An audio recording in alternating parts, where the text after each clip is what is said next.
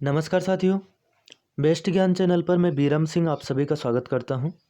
आज के इस वीडियो में प्रधानमंत्री किसान सम्मान निधि योजना के बारे में हर एक प्रश्न का जवाब हम देखेंगे। छोटा सा वीडियो है, ध्यान से पूरा देखिए ताकि पूरी जानकारी आपको मिल पाए। बहुत सारे प्रश्न इस योजना के संबंध में लोगों के मन में है, खास तौर पर पेमेंट से रिलेटेड क्वेश्चन ज़्यादा है। इसी की बात सबसे पहले कर लेते हैं। हाल ही में 10 अगस्त को प्रधानमंत्री नरेंद्र मोदी ने इस योजना की छठी किस्त कुछ राज्यों में जारी की थी, लेकिन आपको बता दें देश के जितने भी ज़्यादातर राज्य हैं वहाँ पर 4 किस्तें प्रधानमंत्री किसान सम्मान निधि योजना की मिल चुकी है। अलग अलग राज्यों की हम बात करें, सबसे पहले बात करें पहली किस्त की, तो पहली किस्त जो इस योजना की है और दूसरी किस्त जो इस योजना की है पश्चिम बंगाल को छोड़कर देश के सभी राज्यों में मिल चुकी है सभी किसानों को। बात करें तीसरी किस्त की, तो तीसरी किस्त में ज़रूर कुछ राज्य छुटे हुए हैं। इन राज्यों की हम बात करें तो इन राज्यों में पूर्वोत्तर के कुछ राज्य हैं, पश्चिम बंगाल है, ओडिशा है। ये राज्य है जहाँ पर तीसरी किस्त कम किसानों को मिली है, लेकिन फिर भी 50% से ज़्यादा किसानों को यहाँ पर भी तीसरी किस्त मिल चुकी है। बात करें हम फोर्थ इंस्टॉलमेंट या चौथी किस्त की, तो चौथी किस्त भी लगभग सभी राज्यों के किसानों के खाते में जारी हो चुकी है। पाँचवीं और छठी किस्त जरूर कम किसानों के खाते में आई है। बात करें मध्य प्रदेश की, तो मध्य प्रदेश के किसानों के केवल 10% लोगों के खाते में छठी किस्त आई है।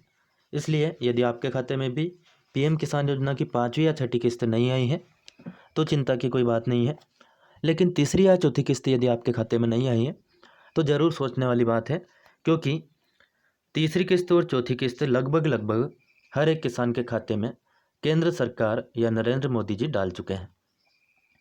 अब बात करें कि पैसा नहीं आया है तो क्यों नहीं आया है। बहुत सारे कारण हो सकते हैं। इसमें सबसे बड़ा कारण है कि आपके आधार, बैंक खाते और आपके नाम में जो पट्टी में है यानी कि पटवारी के रिकॉर्ड में है, इनमें अंतर हो। जैसे कि आपके नाम की स्पेलिंग आधार कार्ड में अलग है, बैंक खाते में अलग है और पटवारी के रिकॉर्ड में अलग है। तो इस बात को आप चेक कर लें कि इन तीनों में आपका रिकॉर्ड जो है मिलना चाहिए। दूसरी चीज़ यह है कि आपके बैंक खाता नंबर गलत हो या आईएफएससी नंबर में कोई गलती हो गई हो तो वह एक बार चेक कर लीजिए। इसके अलावा और भी कुछ कारण हो सकते हैं, जैसे कि अधिकारी के स्तर पर आपकी जानकारी नहीं भेजी गई हो तो आप पटवारियों से अपने संपर्क कर लें। पीएम किसान योजना का जो भी स्टेटस आपका है वह पीएम किसान पोर्टल पर अवेलेबल रहता ही है। बेनिफिशियरी स्टेटस का जो ये ऑप्शन है यहाँ पर आप देख सकते हैं। इसके अलावा जो न्यू फार्मर रजिस्ट्रेशन है यहाँ पर जाकर के आप रजिस्ट्रेशन भी करवा सकते हैं। न्यू रजिस्ट्रेशन के संबंध में कुछ लोगों के मन में शंकाएं हो सकती हैं, खास तौर पर सरकारी कर्मचारियों के मन में। तो यहाँ पर मैं स्पष्ट कर दूं कि ग्रुप डी या फिर चतुर्थ श्रेणी के जो कर्मचारी हैं वह भी इस योजना में पात्र हैं। साथ ही में वे सभी कर्मचारी जिनकी पेंशन 10,000 रुपये से कम हो वे भी इस योजना में पात्र हैं। लेकिन यदि आप किसान भी है फिर भी आप आयकर देते हो तो इस योजना में पात्र नहीं है। इसके अलावा किसान हो लेकिन आपके नाम पर ज़मीन नहीं है तो भी इस योजना में आप पात्र नहीं हैं।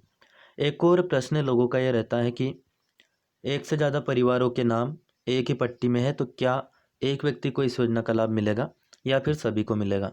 तो यहाँ पर स्पष्ट रूप से इसमें कहा गया है कि एक परिवार के एक व्यक्ति को लाभ मिलेगा, या फिर यूँ कहें कि एक परिवार को लाभ इसका मिलने वाला है।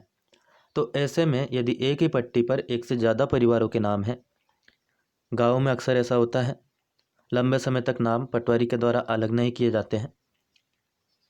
ऐसी स्थिति में हर एक परिवार को इस योजना का लाभ मिलना है। तो इसके लिए जो मध्य प्रदेश की बात करें तो समग्र के डाटाबेस को आधार बनाया गया है। समग्र में यदि आपका परिवार एक से ज़्यादा है, राशन कार्ड यदि आपके पास एक से ज़्यादा है तो आप निश्चित तौर पर इसके लिए अप्लाई कर सकते हैं, यानी कि एक ही पट्टी में एक से ज़्यादा किसान अप्लाई कर सकते हैं। आशा है आप जो बात है वह स्पष्ट रूप से समझ चुके होंगे। इसके अलावा बात करें इसमें खुद से एडिट करने की, तो खुद से केवल आप एडिट आधार फेल्योर रिकॉर्ड्स इस ऑप्शन पर जाकर के नाम की स्पेलिंग वगैरह चेंज कर सकते हैं, वह भी सिर्फ एक बार। यदि आपकी जो जानकारी है वह पटवारी के द्वारा, तहसीलदार के द्वारा यानी कि मध्य प्रदेश सरकार के द्वारा अधिकृत अधिकारी के द्वारा आगे भेज दी गई हो, उसके बाद में आप चेंज नहीं कर सकते हैं। ऐसा नहीं कि उसमें चेंज होगा ही नहीं, लेकिन आप चेंज नहीं कर सकते हैं, उसे फिर वह अधिकारी ही चेंज कर सकता है। पटवारी भी कई बार चेंज करने में असमर्थ हो सकते हैं, तो ऐसी स्थिति में तहसीलदार को फुल अथॉरिटी है कि वह आपकी जानकारी चेंज कर सकता है। फिर भी नहीं हो रही हो तो मध्य प्रदेश के किसान 181 जो नंबर है उस पर कॉल कर सकते हैं और शिकायत दर्ज करवा सकते हैं। इसके अलावा किसान कॉल सेंटर का नंबर 1551 है, यहाँ पर भी टोल फ्री नंबर है, आप जानकारी प्राप्त कर सकते हैं। ऐसा प्रचार सरकार के द्वारा किया जा रहा है, लेकिन जब मैंने खुद फ़ोन लगाकर जानने की कोशिश की तो वहाँ पर जो विशेषज्ञ है उनके द्वारा यही बताया गया कि हम यहाँ पर खेती किसानी से संबंधित सलाह देने के लिए बैठे हैं, पीएम किसान योजना की सलाह आपको नहीं दे सकते। यह महत्वपूर्ण जानकारी हमने दोस्तों देखी। यहाँ पर ऑप्शन हमने देखे बेनिफिशियरी स्टेटस के, बेनिफिशियरी लिस्ट भी आप यहाँ पर चेक कर सकते हैं, लेकिन यह वाला ऑप्शन भी आपके ज़्यादा काम का नहीं है, क्योंकि यहाँ पे जो लिस्ट दिखाता है उसमें केवल नाम आते हैं और उससे पता नहीं चलता है।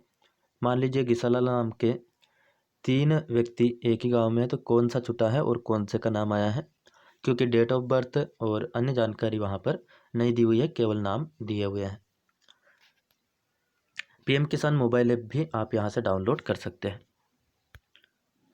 दोस्तों, पीएम किसान योजना के लिए एक एक्सक्लूसिव पोर्टल लॉन्च किया गया है pmkisan.gov.in, जिस पर आप सारी जानकारी देख सकते हैं। जो एलिजिबल फार्मर्स हैं वह पटवारी के जरिए, रेवेन्यू ऑफिसर्स के जरिए, या फिर जो भी अधिकृत अधिकारी वहाँ का है स्टेट गवर्नमेंट का, उसके जरिए अपनी जो डॉक्यूमेंट है वह केंद्र सरकार तक पहुँचा सकते हैं और इस योजना का लाभ पा सकते हैं। स्टेट नोडल ऑफिसर यहाँ पर मध्य प्रदेश की बात करें तो तहसीलदार को बनाया गया है, इन्हीं के हाथ में सारे अधिकार हैं। यहाँ पर अलग अलग जो टर्म यूज़ होते हैं, जैसे कि आपने फार्म में देखा होगा स्टेटस में PFMS, इसका मतलब होता है public finance management system. RFT लिखा है, इसका मतलब है रिक्वेस्ट फॉर ट्रांसफ़र। यदि लिखा हो FTO आपके स्टेटस में तो इसका मतलब ये है कि फंड ट्रांसफ़र ऑर्डर जो है वह जारी हो चुका है। FTO जारी हो गया है मतलब पैसा जल्दी ही आ जाएगा। तो इसकी बेसिक प्रोसेस जो है वह मैं आपको समझाने की कोशिश कर रहा था। बेसिक प्रोसेस जो है पीएम किसान योजना की ये है कि आप या तो फॉर्म अपना खुद भरते हैं पोर्टल पर जाकर, या फिर पटवारियों के जरिए कागजात अपने देते हैं। ये डॉक्यूमेंट आपने खुद फॉर्म भरा है तो पटवारियों के पास जाएंगे, पटवारी वहाँ से रिवेन्यू रिकॉर्ड से मिलान करेंगे। रिवेन्यू रिकॉर्ड से मिलान करने के बाद यह जानकारी चली जाएगी तहसीलदार के पास, तहसीलदार की ID से यह जानकारी चली जाएगी केंद्र सरकार के पास। केंद्र सरकार अपने पास जो आधार कार्ड की जानकारी है UIDAI के पास, UIDAI यानी कि unique identification authority of India, जिसके पास आधार कार्ड की सारी जानकारी होती है, उसके डेटा से और स्टेट के डाटा से मिलान करता है। जानकारी मैच होने के बाद में यह पैसा जो है कृषि विभाग जो भारत सरकार का है उसके द्वारा भेजा जाता है बैंक को, और बैंक फिर आपके खाते में ट्रांसफ़र कर देता है। यह पूरी प्रोसेस है। मैंने प्रोसेस इसलिए आपको बताई ताकि आपको समझने में आसानी होगी कि कहाँ पर आपके खाते में पैसा नहीं आया है तो कहाँ पर वह अटक सकता है। यहाँ पर मैंने आपके हर एक प्रश्न का जवाब देने की कोशिश की है। फिर भी कोई प्रश्न आपके मन में हो तो कमेंट करके पूछ सकते हैं, मुझे व्हाट्सएप भी कर सकते हैं मेरे नंबर पे 9009110386, ये मेरा नंबर है। वीडियो अच्छा लगे तो प्लीज़ लाइक ज़रूर कर दीजिए, अन्य दोस्तों को भी शेयर कर सकते हैं, और इस चैनल को आपने अभी तक भी सब्सक्राइब ना किया हो तो सब्सक्राइब ज़रूर कर लीजिए। धन्यवाद। जय हिंद, जय भारत।